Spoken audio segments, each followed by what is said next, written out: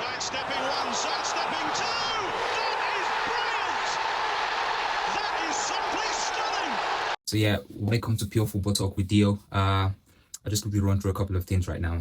First off, we need to be a big shout out to the Arsenal team.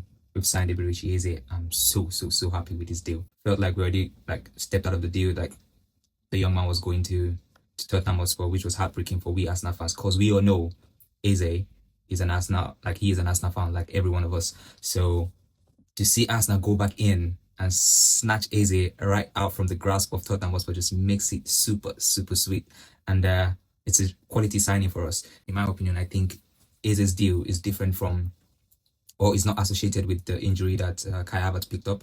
I actually think that something must have clicked internally that made Ateta or Arsenal, the recruitment team, to go ahead and complete that deal with Crystal Palace. And I won't be surprised if in the next couple of days one of the fringe players goes out like on a permanent deal. Maybe it might be Martinelli, it might be Nelson, it might be Fabio Vieira, it might be Kibio as well. So it'll be interesting to see who goes out the window for, like who we eventually sell, because the most sellable player in terms of high value, I think, is going to be Martinelli, because he's young, he's got that potential to become good, which is something we've struggled to see in the last 2 years. But he has the name to become a better player, because if you remember, if you do remember when Arteta just took over, the two players who gave us that spark up front and gave us hope was Martinelli and Bukayo Saka. Because Saka has just gone to a whole new level, a world-class level, whereas Martinelli, for some reason, is still struggling till now. We do not know, or I personally do not understand it, because I had really high hopes for Martinelli, but he has been so subpar in the past 2.5 or 3 seasons thereabout. He's been so, I don't want to be too critical, but it's been so poor, and I've been really disappointed. I keep talking with my younger brother about Martinelli and how it gets me really pissed when I watch him play. Decision making is terrible. Sometimes you just need to lay a simple pass. Sometimes you just need to like reset or recycle the ball, send the ball back to base, and then play again. But it keeps running into no man's land. Even in the latest video released of a training session that went on at the Emirates Stadium, I think, you see him as well, just running into tight space where it's already jam-packed with players. That's exactly what we're talking about in terms of decision making, and that's why we are so pleased. Because if Eze, he might not be an out-and-out winger, but Eze usually hogs that left-hand side, and it creates a lot. He drifts into the center position, and it creates a lot of chances for the striker and other teammates. And I think Eze coming in is going to be really good for us. It gives us different dynamism in terms of going forward, and we become a lot more unpredictable in terms of how we want to play. And Eze has that X factor as well that we've lacked for so long from an attacker, whereas he can just dribble past 2-3 players. We saw that last season when we played Crystal Palace, how Eze kept dribbling past, and up. I think he actually won a penalty as well at the Emirates. And that's what we need at the moment. We need someone who's going to take initiative, who's got that X factor to dribble past 2-3 players and open the space up for his teammates, which I'm really glad that we've gotten an Arsenal fan who is really good at football to play for us. And what this means for Martinelli is that it's going to have less playing time. Before it, even though it has been unfair to Leandro Trossard, because Trossard is a more effective player, let's be honest. Trossard might not have that speed, but in terms of decision making, Trossard might not be the best, but he's 10 times better than Martinelli in terms of decision making, which is really important. He's also good at finishing. He's a better finisher of the ball compared to Martinelli. He's a better dribbler than Martinelli. And sometimes when we see Martinelli start games ahead of Leandro Trossard, we felt it's really unfair to Leandro Trossard. He should be starting ahead of Martinelli. But now that Eze is coming, who is, in my opinion, miles better than Martinelli, and also better than Trossard. No, I'm not being critical about Trossard here, but in terms of a player who's elegant on the ball, who's got an X factor, Eze is that guy, and I'm glad he's signed up for the club. It might take a couple of weeks for him to start starting games, but we are very happy. In case if Eze, if you see this video, we are glad you've joined the Gunners. We are glad you've joined the Arsenal family, and I hope that this is the dream come true that you've always wished for.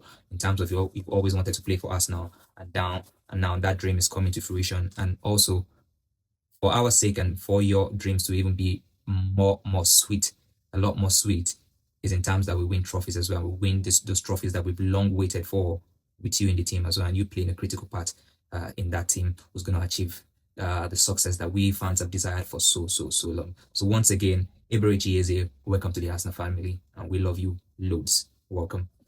Now, in terms of Andrea Barta, we need to give credit, to the recruitment team, because this summer alone we've signed about 7 players now, And I don't think anyone can complain about the signings we've made. The only one that seemed that divided opinions in the fan base was Madueke. And to be honest, Madueke at the moment is even still better than what we've got currently in terms of playing on that left-hand side. But like we said, last season we suffered with injuries when Saka went off because Saka was playing most of the games. But now we've got options where Madueke can play off the left, he can play off the right as well. He can, relieve Saka of his duties sometimes and give Saka some well-needed rest when necessary. And also we have Trossard. If Martinelli is going to see the end of this window without moving, Martinelli can be there as well to be able to help Ali. And Trossard can play as a 9 as well, so he can also relieve the likes of Gyökeres, and also he can also relieve Havertz when possible. Havertz sometimes is most definitely going to play in midfield sometimes, depending on the opposition that we do play against and how they want to play.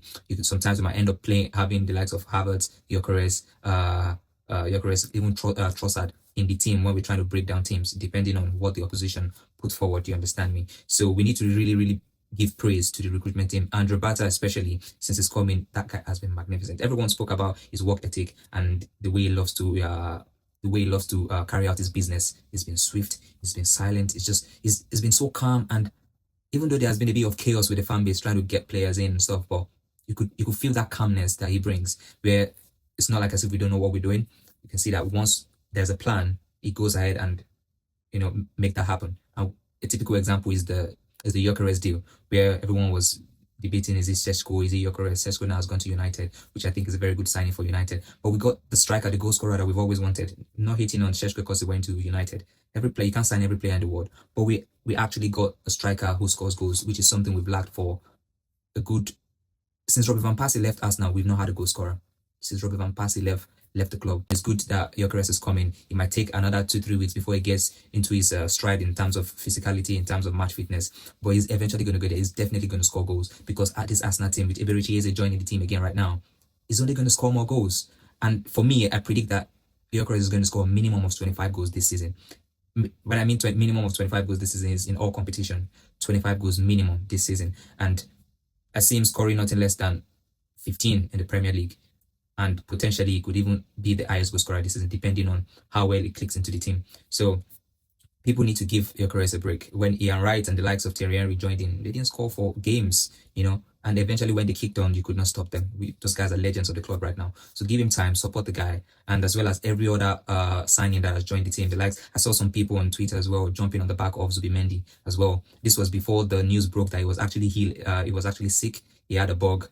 Severe bug where he was struggling, and he was desperate to play that big game for Arsenal. And you could tell in his game, but before that news broke, everyone was already jumping on his back, complaining that doesn't look good. Like he doesn't look good. Like the pressure was too much for him in the Premier League. He cannot cope. You guys should relax. His first game in the Premier League, and it's a big game, not just any game. It was against Manchester United. So even aside him being ill prior to the game, it's a big occasion. He needs time too as well to just. Man, Arsenal fans in general, a good section of, especially the online fans, you like to chat too much. You guys need to just relax and support the players, man. The players have been barely 2-3 months since they joined the club, and you guys are already putting unnecessary hate or pressure on these guys. Finally, I'd like to put out my predictions. I'm going to be predicting, giving my score line for all the fixtures this weekend, and make sure you put your own predictions in the comment section. Let's see how we do together. But here we go for this video on Thursday afternoon, or Thursday evening rather. Anyways, West Ham versus Chelsea. I'm going for a Chelsea win. West Ham are going to struggle this season. They're a team that are they look like a club who's still trying to find their identity. Let me put it that way. They're trying to find their identity. But Chelsea are going to, if they're not careful, Chelsea might score 4-5. But my prediction is going to be a 3-0 win for Chelsea. On Saturday, Man City, Tottenham. That's the big one on Saturday, and it's the first game, 12:30 kickoff time. Man City, Tottenham looked amazing in the first game. Man City also looked good. Reinders looks like a proper player as well. So it's going to be a very good game. You guys should not miss out on watching that game. My prediction for that game is going to be a 2-1 win, Man City. It's not going to be easy for Man City, because Thomas Frank is a manager that likes to shut things up at the back as well, and they've looked solid in defense as well. And you could see that in the preseason game against Arsenal as well. So I would say a 2-1 win for Man City. If Man City are not careful, they could lose, but Man City is the better team, so I'm tipping them to win this game 2-1. Bournemouth, Wolves are still trying to get players in the door, so the players have not gelled right yet. So they're still going to struggle for the next couple of weeks before we start to see the best of Wolves. I feel they're going to finish mid-table, but I think Bournemouth, like the challenge they posed to Liverpool in the first game, you see how good they are. Semenyo, as usual, shout out to that guy, he's a proper baller. I see Bournemouth winning that game 2-0 to Bournemouth. Brentford, Aston Villa. Brentford has lost. They've lost so many critical personnel from the club. Someone like Bremo, someone like Thomas Frank, even Jon Wissa is trying to leave to join Newcastle as well. So it's most likely it's definitely not going to be playing in that game. So I see Aston Villa winning this game. 2-0 to Aston Villa to beat Brentford. Next up is the battle of the newly promoted teams, which is Burnley versus Sunderland. Sunderland did well in the first game. Burnley are still a very good football inside. Just couldn't get the win in the first game. Burnley win 2-1. And then the final game on Saturday is Arsenal versus Leeds. Are we going to see Eberechi Eze in that game? Because it looks like all paperwork and everything seems to have been agreed. But let's see if he's going to be able to finish his medicals early on Friday and then get registered before 12 p.m. or 12:30 p.m. for him to be able to feature at the weekend. But it's left to be seen if that's going to happen. But my prediction for that game is going to be Arsenal to win Leeds by 2-0. Crystal Palace versus Nottingham Forest. Crystal Palace might have lost Eberechi Eze at the time of kickoff. So, but they've still got good players: Mateta, Smalasa, Wharton in midfield. I don't know if Gay is still going to be there because Liverpool seems to be covering around that guy too as well. But I'm going to go 1-1. Crystal Palace 1, Nottingham Forest 1. Nottingham Forest looked really good, but Crystal Palace are no slouch, man. Those guys are playing. See what they did to Liverpool as well at the Community Shield, and then see what they did to Chelsea as well in the first game. So I'm going to go 1-1 because they might be lacking the X factor of Eberechi Eze. Right now, Everton versus Brighton. I think Everton unlucky to have considered that late penalty, but I feel they might still struggle against Brighton. So I'm going to go a 2-1 win to Brighton. 2-1 win to Brighton. Fulham versus Manchester United. We all know United really bored against Arsenal in the first game of the season. Really, really unlucky for them not to have gotten at least a draw from that game. But everyone was pumped for that game, I guess, against a big rival, which is Arsenal. But this is Fulham, and the last few seasons, Fulham have been a stubborn goat. Let me put it that way for United. And my prediction for this game, I'll say, because United are going away. Fulham. You know what? I'm going to go 2-1 win to United. 2-1 win to United. And it might be 2-1 win to Fulham, but it's going to be close. But 2-1 win to United because they've got a decent squad now and they really did well against Arsenal. And lastly, on Monday, which is Newcastle, the Alexander Isak derby, which is Newcastle versus Liverpool. Newcastle, St. James's Park. Is it St. James? Yeah, St. James Park. So Liverpool to win. How many goals? Salah, Ekitike, Words. But Frimpong is injured. He's out with an hamstring injury. So what are we going to do here? You know what? 2-1 to Liverpool. Liverpool to win 2-1. And that's my prediction, guys. Thank you so much. You guys, let me know your prediction in the comment section. I'll see you guys in the next one. Peace out.